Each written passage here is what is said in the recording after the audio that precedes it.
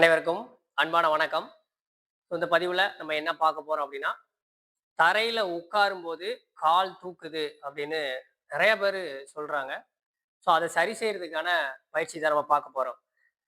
ஏற்கனவே முந்தின வீடியோக்கள்லாம் நம்ம என்ன பார்த்திருந்தோம் அப்படின்னா, தரையிலேயே உட்கார முடியாதவங்களுக்கு பார்த்திருக்கோம். தரையில உட்கார முடியும் என்னால, ஆனா எனக்கு எந்திரிக்க முடியாது அப்படிங்கிறவங்களுக்கும் நம்ம வீடியோ போட்டிருக்கோம். இந்த பதிவுல என்ன அப்படின்னா, என்னால தரையில உட்காரவும் முடியுது, எந்திரிக்கவும் முடியும். ஆனா தரையில உட்கார்ந்தா, இந்த மாரி சப்பனக்கால் போட்டு உட்கார முடியாது. கால் இந்த மாரி இப்படி தூக்கிட்டு தான் இருக்கும். இதுக்கு மேல எனக்கு உட்கார முடியாது அப்படின்னு சில பேர் சொல்லுவாங்க. அதுக்கு தான் இந்த பயிற்சி பார்க்க போறோம். அவங்களுக்கு பார்த்தீங்கன்னா, இந்த இடுப்பு ஜாயிண்ட்லாம் பார்த்தீங்கன்னா, ரொம்ப டைட்டா இருக்கும். அதுக்கு உடல் உழைப்பு இல்லாம இருக்கிறது ஒரு பெரிய காரணம். மத்தபடி இன்னொன்னு என்னன்னா, இல்ல நான் நல்லா வேலை பார்க்குறேன். உடல் உழைப்புலாம் நெறைய செய்றேன். நெறைய வாக்கிங் போவேன். அந்த மாரிலாம் சொல்லுவாங்க. இருந்தாலும் என்னால உட்கார முடியாது அப்படிங்கிறதுக்கு என்ன காரணம் அப்படின்னா, அவங்களுக்கு தரையில உட்காரக்கூடிய வாய்ப்பு அப்படிங்கிறது ரொம்பவே குறைவா இருக்கும். குறிப்பா பார்த்தீங்கன்னா, தரையில உட்கார்ந்து சாப்பிட மாட்டாங்க. இந்தியன் டாய்லெட் வந்து யூஸ் பண்ண மாட்டாங்க. அ எங்கேயுமே தரையில உட்கார்றதுக்கான வாய்ப்பே அவங்களுக்கு இருந்திருக்காது. இதுவும் ஒரு காரணமா கூட இருக்கலாம். இது ரொம்ப வயதானவங்களுக்கு அப்படி இருக்கும் அப்படின்னு இல்லாம, இப்ப வரக்கூடிய ஜெனரேஷனுக்கு சின்ன குழந்தைங்களுக்கே இந்த மாரி தரையில உட்கார முடியாத சூழ்நிலைலாம் இருக்கு. இப்ப இந்த பயிற்சிகள்ல நீங்க இதுல என்னலாம் உங்களுக்கு செய்ய முடியுமோ, அந்த பயிற்சிகளா நீங்க தொடர்ச்சியா செஞ்சுட்டே வாங்க. சீக்கிரமே என்ன பண்ணிடலாம், இந்த மாரி ஈஸியா, எளிமையா உட்கார்ந்துரலாம். இப்ப இந்த பயிற்சிகள் நம்ம எப்படி செய்யணும்னு சொல்லி பார்ப்போம். கால நீட்டி உட்கார்ந்துக்கோங்க. கால நீட்டி உட்கார்ந்துட்டு, கைய இந்த மாதிரி தோள்பட்டை அளவு இடைவெளியில பின்னாடி வச்சுக்கோங்க. காலுக்கும் கொஞ்சம் தோள்பட்டை அளவு இடைவெளி வச்சுக்கோங்க. முதுக நேரா வச்சுக்கோங்க. நேரா வச்சுட்டு நல்லா மூச்சு இழுத்து விடணும். மூச்சு இழுத்து விட்டுட்டு, அப்புறம் என்ன பண்ணணும்னா, உங்களுடைய 2 காலை என்ன செய்யணும்னா, இந்த மாதிரி 2 பக்கமும் சைடுல என்ன பண்ணணும், ஸ்ட்ரெச் குடுக்கணும். அப்ப பாதத்துக்கு நம்ம எப்படி இப்படி முன்னாடி, பின்னாடி செய்வோம் இல்லையா? அந்த மாதிரி நீங்க பக்கவாட்டுல இந்த மாரி காலுக்கு பயிற்சி குடுக்கணும். முட்டிய மடக்கக்கூடாது. 1, 2, 3, 4, 5, 6, 7, 8, 9, 10. நீங்க இதுல ஒரு 10 தடவையில இருந்து ஒரு 30 தடவை வரைக்கும் இந்த பயிற்சி என்ன செய்யலாம்? நீங்க செய்யலாம். அதுக்கப்புறம் என்ன செய்யணும்னா, ஒரு கால மட்டும் இந்த மாரி மடக்கி வச்சுக்கணும். உங்களுடைய பாதத்த இன்னொரு காலோட முட்டி பகுதி கிட்ட வச்சுக்கணும். வச்சுட்டு, இதுல நீங்க ஒரு காலுக்கு மட்டும் என்ன செய்யணும்னா, இந்த பட்டர்ஃப்ளை வந்து பண்ணணும். இந்த பட்டர்ஃப்ளை பண்ணும்போது பார்த்தீங்கன்னா, நீங்க கீழ போகும்போது கொஞ்சம் அழுத்தம் ஃபோர்ஸ் குடுக்கணும் நீங்க. இந்த மாதிரி பண்ணணும். ஆரம்பத்துல தரைக்கு போகாது. இவ்வளவுதான் இருக்கும். இருந்தாலும் பரவால்ல. நீங்க என்ன செய்யணும், இந்த ஒரு பக்கம் மட்டும் பட்டர்ஃப்ளை வந்து பண்ணணும். 2 பக்கம் சேர்த்து பண்றத விட, இந்த ஒவ்வொரு பக்கம் பண்ணும்போது பார்த்தீங்கன்னா, உங்களுக்கு சீக்கிரமே என்ன ஆகும்னா, அந்த இடம் வந்து ரொம்ப ஃப்ரீ ஆகும். அதே மாதிரி அடுத்த பக்கம். ஒரு பக்கம் மட்டும் செஞ்சுட்டு விடக்கூடாது. 2 பக்கமும் என்ன செய்யணும்? செய்யணும். இதுலயும் ஒரு 10 தடவ, ஒரு 20 தடவ நீங்க என்ன செய்யணும்? இந்த பயிற்சியும் நீங்க அப்படியே செய்யணும். ஓகே. கால நீட்டி நல்லா மூச்சு இழுத்து விடணும். அதுக்கப்புறம் பார்த்தீங்கன்னா, பட்டர்ஃப்ளை 2 காலையும் சேர்த்து வச்சு. இந்த மாரி கால் பெருவிரல், குதிங்கால் 2யுமே சேர்த்து வச்சுக்கோங்க. ஆ முடிஞ்ச அளவுக்கு உள்ள தள்ளி வச்சுக்கோங்க. இல்ல முடியலனாலும் பரவால்ல. உங்களுக்கு எந்த அளவுக்கு வருமோ, அந்த அளவுக்கு கால் பாதத்த வச்சுக்கோங்க. வச்சுட்டு, கால் பாதத்த நல்லா புடிக்கணும். முதுக நேரா வைக்கணும். நேரா வச்சுட்டு, இதுல நீங்க பட்டர்ஃப்ளை வந்து பண்ணணும். இதுலயும் நீங்க ஒரு 30 தடவ என்ன செய்யணும்? இந்த மாதிரி பட்டர்ஃப்ளை பண்ணணும். பட்டர்ஃப்ளை பண்ணும்போது பார்த்தீங்கன்னா, சிலவங்களுக்கு இந்த பாதம் வந்து இப்படி முன்ன பின்ன நகரும். அதெல்லாம் நீங்க கவனமா பார்த்து செய்யணும். அந்த கால் பெருவிரல், அந்த குதிங்கால வந்து ஒண்ணு போல வச்சிருக்கணும். அந்த நகலாம இருக்கிறதுக்கு தான் என்ன செய்றோம், நம்ம இந்த மாரி சேர்த்து புடிக்கிறோம். புடிச்சிட்டு தான் நீங்க என்ன செய்யணும், இந்த மாரி பண்ணணும். முடிஞ்ச அளவுக்கு முதுக மட்டும் நேரா வச்சுக்கோங்க. ஓகே. முடிச்சதுக்கு அப்புறம் நல்லா மூச்சு இழுத்து விடணும்.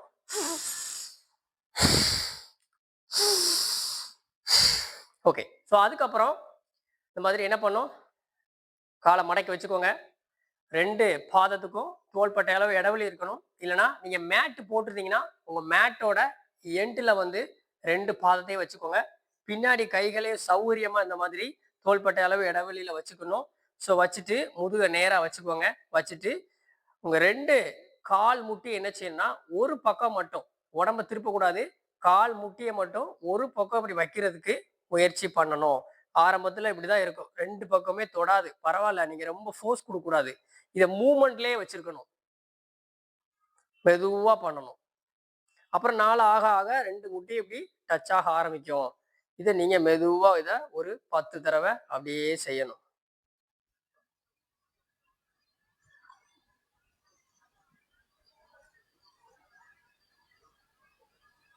ஓகே. முடிச்சதுக்கு அப்புறம் நல்லா மூச்சு இழுத்து விடணும்.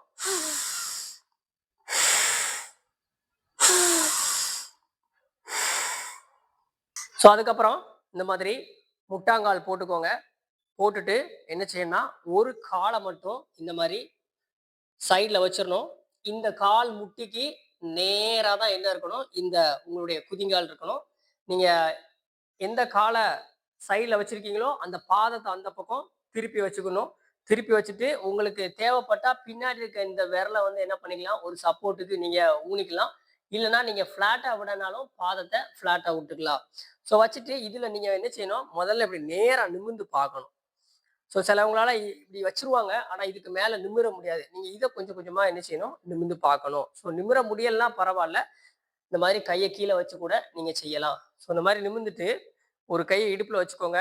இன்னொரு கையை கால் முட்டியில் வச்சுட்டு என்ன செய்யணும் அப்படின்னா, காலை கொஞ்சம் கூட நீங்கள் தள்ளி வச்சுக்கலாம். வச்சுட்டு இந்த இடுப்பு பகுதியை மட்டும் அப்படி லேசாக ஒரு ஸ்ட்ரெச் கொடுக்கணும்.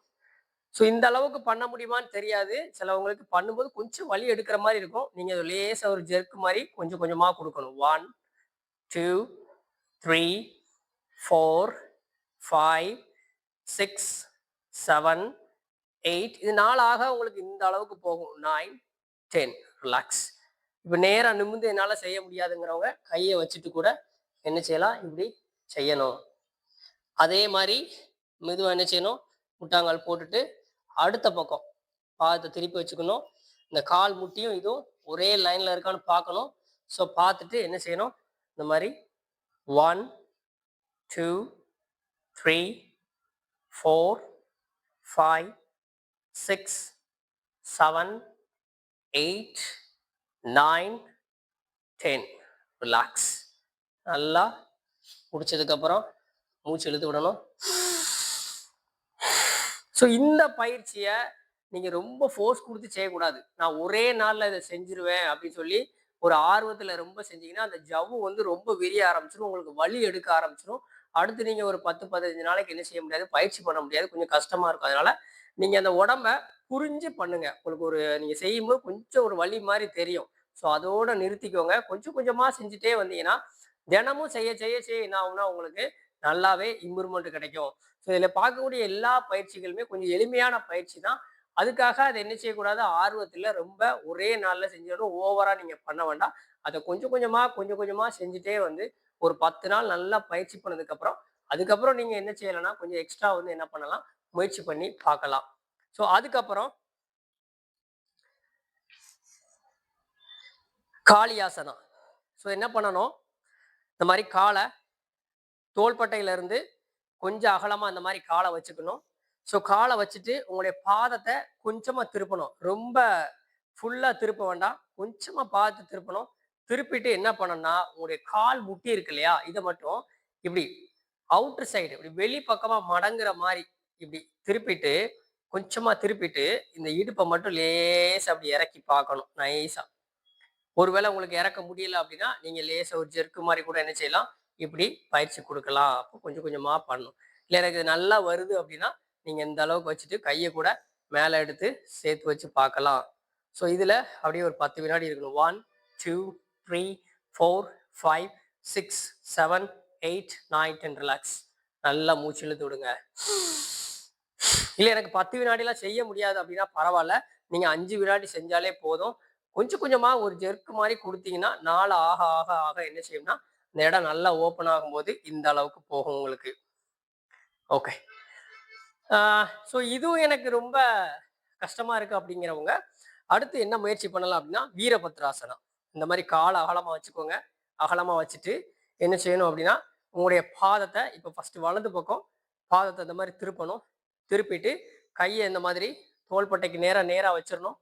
உங்களுக்கு வீடியோ மேலே தெரியுதான்னு தெரியல. ஸோ இருந்தாலும் நீங்கள் கீழே மட்டும் கவனிச்சுக்கோங்க. இப்போ என்ன பண்ணணும்னா, உங்களுடைய உடம்ப சாய்க்கக்கூடாது. கால் முட்டியை மட்டும் இந்த மாதிரி இப்படி பெண்ட் பண்ணும். ஸோ இந்த இடம் எல் ஷேப் கிடைக்கிற அளவுக்கு நீங்கள் மடக்கணும்.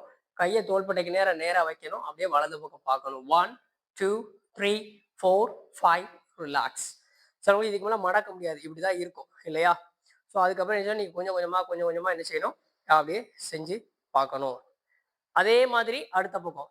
ஸோ ஒரு பக்கம் மட்டும் செஞ்சுட்டு விடக்கூடாது, அடுத்த பக்கமும் செய்யணும். 1 2 3 4 5. Okay, relax. நல்லா மூச்சு இழுத்து விடணும். அப்புறம் மார்ஜாரி, அதாவது இந்த மாதிரி கேட் போஸ்க்கு வந்துருங்க. கை தோள்பட்டை அளவு இடைவெளி இருக்கணும். கால் முட்டிக்கு தோள்பட்டை அளவு இடைவெளி வச்சுக்கோங்க. உங்களுடைய பாதத்துக்கும் தோள்பட்டை அளவு இடைவெளி வச்சிருக்கணும். ஸோ வச்சுட்டு ஒரு காலை மட்டும் என்ன செய்யணும், மெதுவாக அந்த மாதிரி தூக்கி வச்சுட்டு இதில் அப்படியே மெதுவாக மேலே கீழே மெதுவாக செஞ்சு பார்க்கணும். 1 2 3 4 5. அதே இடத்துல வச்சுட்டு மெதுவாக அடுத்த பக்கம் 1 2 3 4 5. ரிலாக்ஸ். உங்களுக்கு ஒருவேளை கை வலிக்குன்னா நீங்கள் வஜ்ராசனத்தில் கொஞ்சம் ஓய்வு எடுத்துட்டு திரும்ப என்ன செய்யணும், அந்த போஸ்க்கு வந்துடணும். வந்துட்டு இந்த காலை என்ன செய்யணும்னா பக்கவாட்டில் மெதுவாக தூக்கி பார்க்கணும். சிலவங்க இதில் ரொட்டேட் பண்ணுற மாதிரி பண்ணுவாங்க. ஆனால் எல்லாராலையும் இப்படி எடுத்து ரொட்டேட் பண்ண முடியுமான்னு தெரியாது. ஏன்னா கையில் பேலன்ஸ் கிடைக்காது. நீங்கள் ரொட்டேட் பண்ண முடியாட்டாலும் பரவாயில்ல. இப்படி என்ன பண்ணுங்க, சைடில் மட்டும் உங்களால் இப்படி எடுத்து பண்ண முடியுமான்னு முயற்சி பண்ணி பாருங்க. நம்ம பார்த்த மற்ற பயிற்சிகள் எல்லாமே போதும் தான். இருந்தாலும் உங்களுக்கு நேரம் இருந்துச்சுன்னா இந்த பயிற்சிகளை நீங்கள் என்ன செய்யலாம், செஞ்சு பார்க்கலாம். அப்படியே வஜ்ராசனம் உட்காந்து முடிஞ்சா ஒரு ஃபார்வர்ட் பெண்ட் பண்ணுங்க. ஸோ முடிச்சதுக்கப்புறம் நல்லா மூச்சு இழுத்து விடணும்.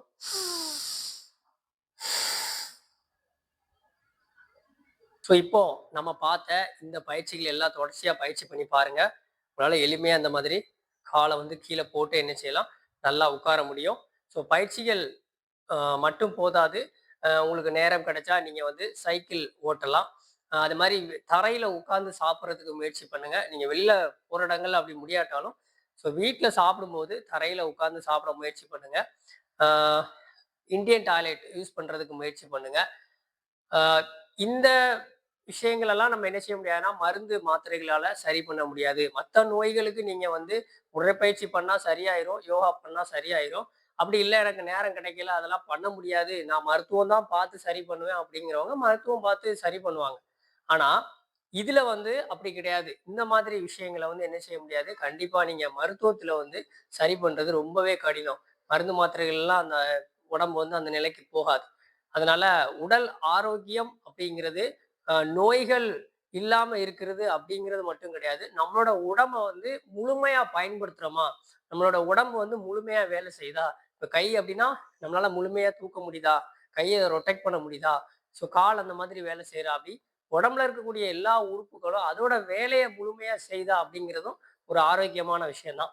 ஸோ அப்படி உடல் முழுமையா இயங்காத பட்சத்திலே என்ன செய்யும்னா ஒரு குறிப்பிட்ட காலத்துக்கு அப்புறம் அது நோய்களை வந்து என்ன செய்யும், நமக்கு உண்டு பண்ண ஆரம்பிக்கும். ஸோ அதனால இந்த பயிற்சிகள்லாம் செஞ்சு உங்களை நீங்க என்ன செஞ்சுக்கோங்க, பாதுகாத்துக்கோங்க. ஸோ இந்த வீடியோ உங்களுக்கு பிடிச்சிருந்தா மற்றவங்களுக்கு ஷேர் பண்ணுங்க. நம்மளுடைய சேனலை சப்ஸ்கிரைப் பண்ணலை அப்படின்னா சப்ஸ்கிரைப் பண்ணி வச்சுக்கோங்க. மேலும் பல தகவலுடன் நம்ம அடுத்த வீடியோல சந்திப்போம். நலமுடன் இருங்கள். நன்றி.